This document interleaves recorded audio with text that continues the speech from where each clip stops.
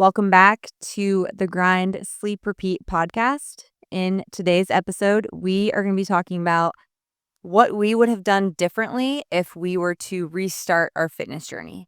Yeah, we both have been in the gym and been trainers for almost a decade now, helping people reach their goals of building muscle, losing body fat, and creating programs for people. And then also, we've been in the gym since we were, 12, 13, 14 years old. So we've made a lot of mistakes along the way. And today we just want to put that out there of like, if we were to start over, these are the most important things of what I would focus on. This is what really moves the needle of reaching your fitness goals. These are the most important tips, and just coming from a place of helping you understand, you know, cut out all the fluff. There's lots of information out there. There's a lot of bad information out there. And we just want to go over the most important things to build muscle, to lose body fat, to reach your fitness goals, and just reach them faster so that you don't make the mistakes that we made along the way. Yeah, my parents would always tell me things like, I don't want you to do something that, I screwed up in and like taking these tips and advice from people and like when my parents would tell me that, I'd be like, "Yeah, whatever."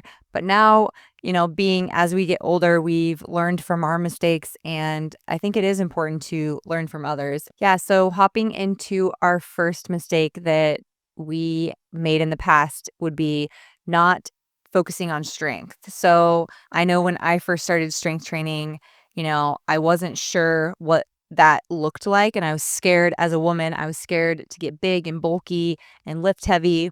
So naturally, I'm reaching for the 5 pound dumbbells, the 10 pound dumbbells, trying to just go for lots of volume, cranking out, 15, 20 reps, thinking, oh, it's burning, so it's working, right? And I'm sure you have similar stories with that too. Yeah, anybody can benefit from lifting heavy. And I say heavy, it's always relative to your ability to lift with good form and make sure they're not compromising that just to lift more weight. But heavy strength training is the first thing that you can do in any program, especially as a beginner, to really build a foundation and make an enormous amount of progress. If you are constantly chasing a pump, you're doing really high rep exercises, you're doing tons of isolation volume, you're not focusing on progression and getting stronger and getting better in some way, shape, or form, every time you go into the gym, you're missing out on a huge area of opportunity. So focus on those big compound movements. You're focusing on things like deadlifts and squats and bench press and pull-ups and overhead press and lunges, heavy rows, dips, like all these movements that you're going to be able to train the most amount of muscle groups, lift the most amount of weight. And if you do that, you're going to build a really strong foundation of strength. You're going to build a lot of muscle.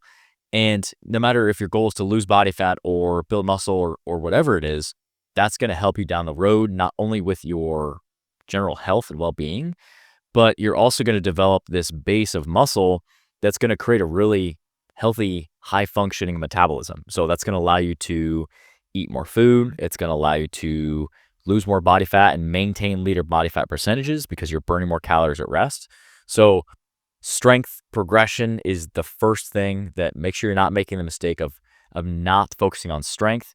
You need to be following structure with that. And almost the mindset of what I would say is every time you come into the gym, keep detailed records of what you're doing and make it your mission on your big compound movements to try and beat what you did last time. Even if it's a rep, even if it's 5 pounds, even if it's, a half a rep, or it felt better than it did last time, than the 6 reps I did last time, just focus on that. It's going to be a game changer that is going to help you make so much progress and really build a great base as a beginner.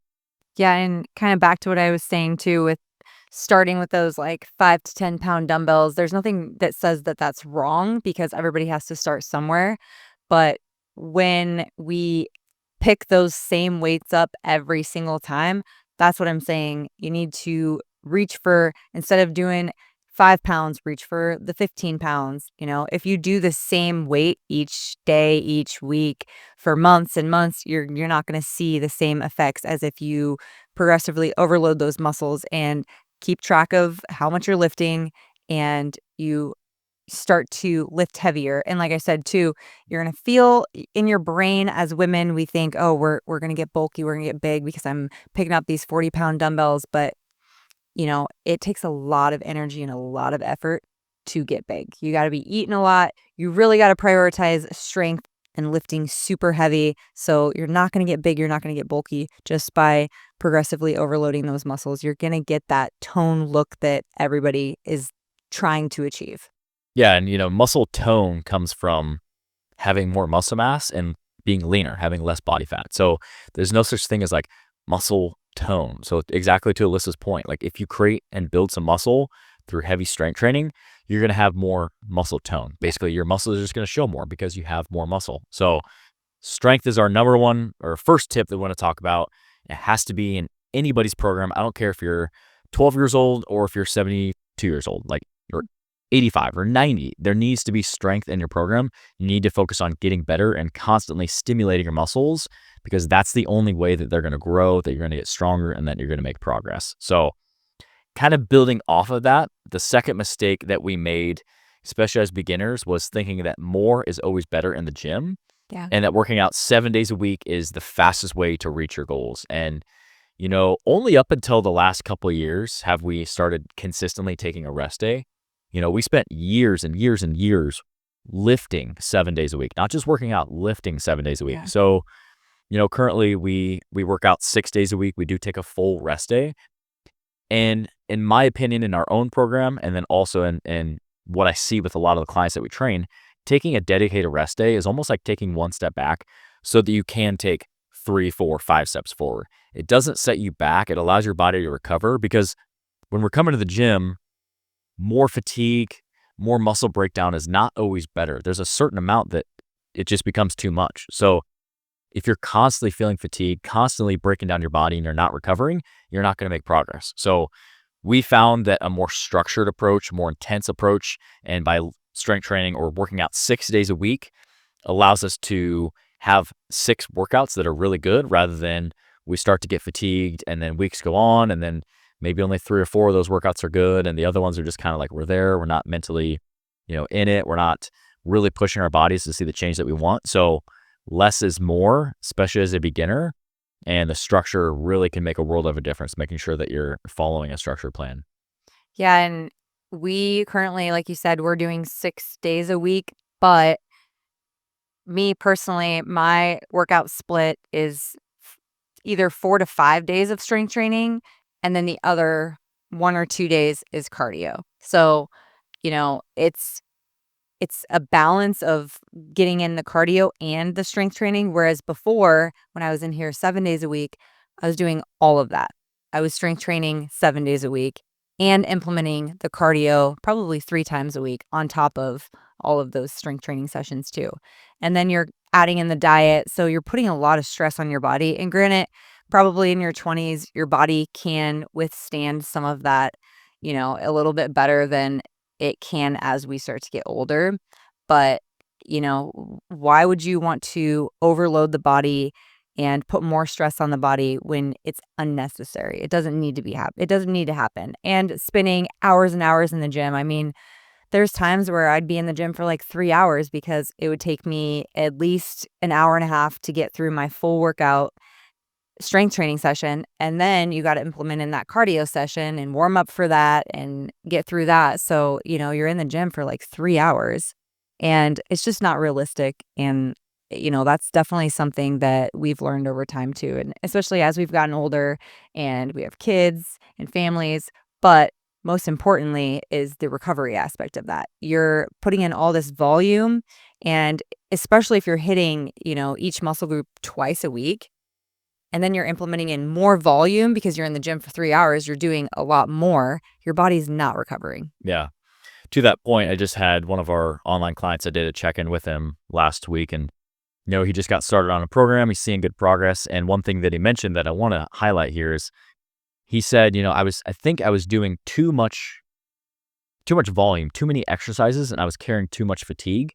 And by doing the correct amount of sets, reps, progression, I'm seeing better progress and I'm carrying less fatigue. So that's exactly to that point. As you're starting off at the gym, you don't need 7 days a week to see progress. No. You can if you like to go to the gym every day. It needs to be structured in a way that's going to allow you to recover. So maybe it's not 7 really heavy, intense strength training sessions.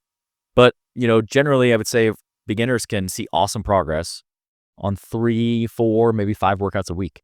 That's kind of where the sweet spot is to start. as you become more advanced and you progress, you can get into more challenging variations of exercises, more volume with your workouts, more frequency. But in the beginning, that 3 to 5 is really the sweet spot. So Okay.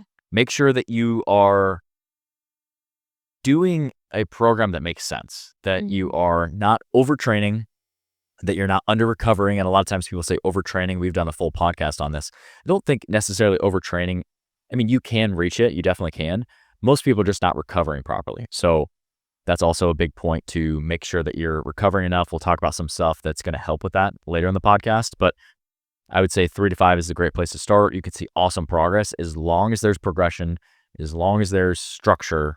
You can see awesome progress on 3 to 5 days a week of working out.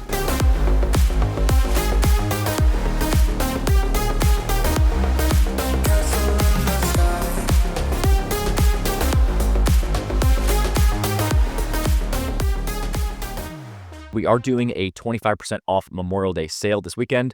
Lasts all weekend long. I'll leave the link in the description below. Go check it out. I appreciate the support for our brand. We currently have a whey protein powder, we have our greens powder, and we also have an electrolyte mix. They all taste freaking awesome. There's no added sugar, just plain simple ingredients, everything that you need and nothing that you don't. So, fitgrindformula.com. Like I said, I'll leave the link in the description below. We're doing a 25% off sale, so go save some money and check it out. And I appreciate the support. Going into our next tip kind of correlates with the topic of cardio. So, like I said before, we were doing 7 days a week of strength training and implementing in those like 3 days a week of cardio. So, the third tip is going to be doing consistent cardio, but less cardio. Whereas, those high intensity cardio interval things were so popular, those classes, super popular. But again, you're putting more stress on the body, and there's a time and a place for those to be in your program. So if you consistently and strategically plan those high intensity cardio sessions, there's nothing wrong with them. They're great. I think they're definitely something that you should have in your program. But if you're doing too much of that, it's first of all, you're probably not doing it right. Because if you're doing like 3 or 4 hit sessions a week, your body should be fatigued. You should be gassed if you're doing hit correctly. Yeah. So, that was one of my biggest mistakes was doing too much cardio and not the right amount of cardio. We've talked about that before too, steady state cardio versus high intensity cardio and how to implement those into your program as well. Yeah, if you're doing high intensity, it's good, but I would say maximum, I would do it 1 day a week because think about it. You're Mhm. already strength training 3, 4, 5, maybe 6 days a week, and that's going to cause fatigue.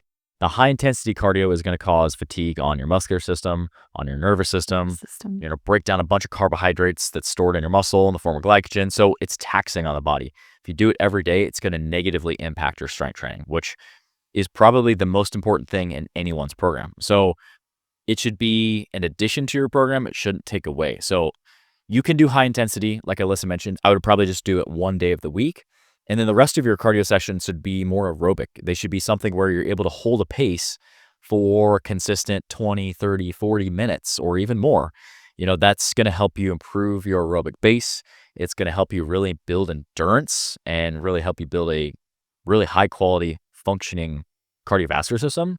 So make sure that you have a balance of both in your program. You're going to see benefits from both, but it should almost be like 80% of the time you're doing aerobic work where it's lower heart rate.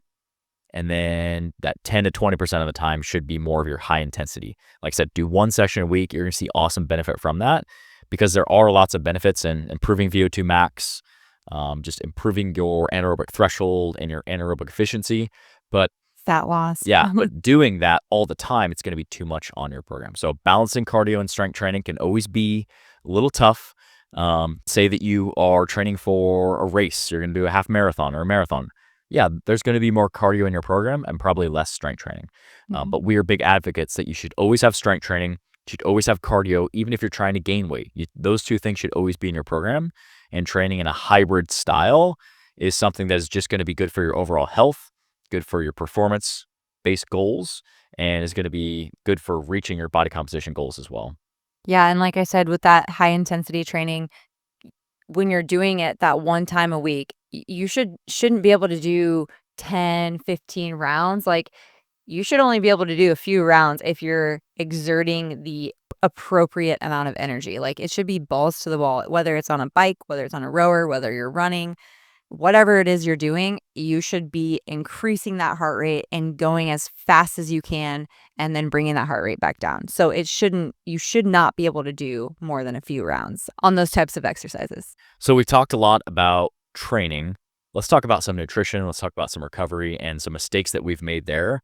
And I would say, the first mistake that I've made along the way is not eating enough, not following structure with the diet, and just not understanding that food is fuel. I think a lot of times people, they want to lose body fat and they want to get shredded and they want to build muscle at the same time. And they don't realize that if you constantly starve your body, it's going to be really hard to put on muscle mass, and it's going to be hard to make progression because you're not going to have the energy to come into the gym and work hard and lift heavy and all the things that we've talked about leading up to this point. So eating enough food is a mistake, or not eating enough food is a mistake that I've made, that I see a large amount of our clients that we work with make. And if you can eat enough food for your goals, you can still eat a lot of food and lose body fat. You can still eat a good amount of food and build muscle, as long as you're structuring high quality food and it's eating enough food for your specific metabolism. But eating enough food is going to make a huge difference, and then sticking with that for a certain amount of time. We don't want to hop from workout to workout or diet to diet. We want to focus on progression, and want to focus on letting the diet work, eating enough food, letting the workouts work, and just giving enough time to see the changes that we want to see. So making sure that we're not under eating, because carbs are not bad, fat is not bad, protein is not bad. It's just having the right amount for your own goals, your own metabolism. And if you can find that and stick with it, you're going to see awesome progress. If you hop from diet to diet and you kind of spend a week here, a week there, yeah, you're not going to see the progress that you want. You have to give it time, because it does take time to see body composition changes that we want to see. Yeah, I think this was a big one for me because in the past, I got so obsessed with food and the scale, and, it was hard to do anything. It was hard to go enjoy dinner with family. It was hard to live your life, essentially. You'd have to cancel plans with friends, family, because you felt like you couldn't eat somewhere, or they didn't have the nutrition of the food on the menu. And so, kind of like a little bit off topic as to eating enough, but becoming so obsessive with food and thinking of it as like, okay, I can only eat this, this, and this, and that's what's going to make me lose weight. I think if I were to go back in time, I would tell myself food is fuel. And if I want to get stronger, if I want to be able to put the effort and the energy into my workouts, I need to think of food as fuel instead of, you know, good food, bad food, can't have this food, and restrict yourself and become so obsessed with food. It's just a healthier mindset to think of food as a fuel source versus, a good and a bad food source, because even to this day, we run into these problems too sometimes where we start getting into our diets, and, you and I were just kind of like being more restrictive with our diets recently. And it does take you back to that obsession and that obsessive state. And the way that, we need to think of food is, I'm going to eat this meal, this sweet potato, this chicken breast, and these avocados, and these, this broccoli and green beans, whatever it is, because I know that I'm going to feel better. This is going to fill me up. This is going to allow me to perform better in the gym, opposed to if I eat this greasy cheeseburger and these french fries, I'm probably going to feel like crap. My stomach's going to hurt. I'm going to be bloated, and I'm not going to be able to perform as well in the gym.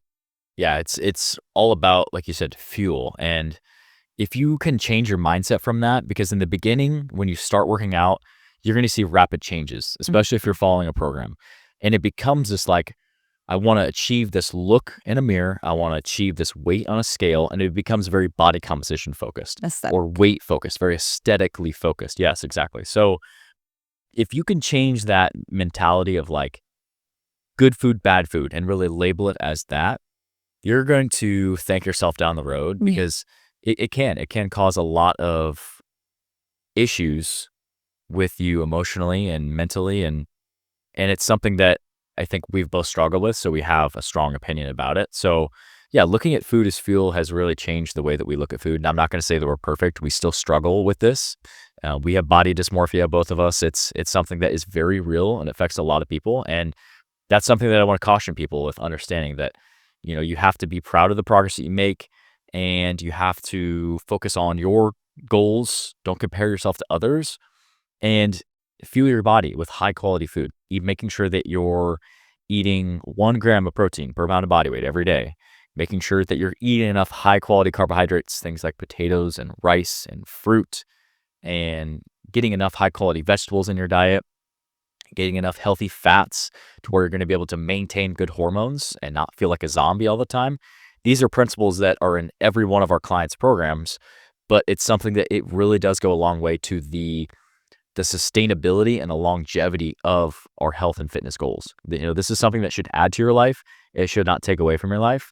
And if you're listening to this podcast, I hope that you're in this for the long haul. I hope you're not somebody that is like trying to do a quick fix of like 30 days. I want to completely change my life and I want to lose 30 pounds and want to put on 10 pounds of muscle. I hate to be the bearer of bad news, but that's probably not going to happen. But don't overestimate what you can do in 30 days. But I would also say on the flip side, don't underestimate what you can achieve in 6 to 12 months. I mean, you can achieve a lot of progress in that 6 to 12-month range. As long as you're following progression, you're eating enough food, you're focused on getting stronger, you're focused on chasing your own fitness goals.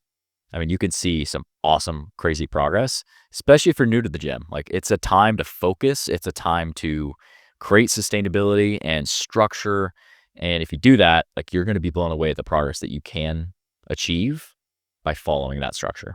Yeah, I think the key there is to create balance and something that you can build a lifestyle with and fuel your body properly, which then leads us into our last tip, which is going to be to make sure that you're following a program. So, again, with that consistency and being disciplined enough to, follow something, you're going to get the best results versus, when I first got into working out and training, I think I was inspired by, Instagram, YouTube, other people. And I'd go on there and I'd follow what they're doing. And I'd be like, oh, that was a cool workout. I'm going to try that workout today. Go and, find another fitness inspo, try their workout. But there's no structure. There's no routine there. You're never going to see progress if you keep skipping all over the place, trying different programs, trying different workouts, trying different weird exercises that you're like, this is the best way to grow your glutes. No, the best way to grow your glutes is to be consistent, eat enough protein, eat enough food, and do the bread and butter basic movements, squats, deadlifts, lunges, hinge movements, hip thrusts, things like that are what's going to build the glutes. Doing some, weird banded kickback while balancing on something, I don't know, is not the answer. Yeah. So anyone can create a hard workout. Yeah. What we aim to do with our personal training clients, our group fitness clients, our online training clients is to create structure that's going to help you progress. It's going to be a piece of a puzzle. Every workout is a piece of a puzzle that's helping you get one step closer to your goals. So if you are not local and you are interested in working with us online, we do offer online coaching to where we provide custom workouts, meal plan, tailored macros, and provide that accountability piece every week to keep you working towards your goals. So if you are interested in learning more about our online coaching program, we have a link down in the comment section below. You can click on that link, fill out that form, and let's set up a time to chat more about what you're currently doing and how we can help you create the structure that you need to reach the goals that you are looking to achieve. Yeah. Thanks for watching, and we will see you guys on the next episode.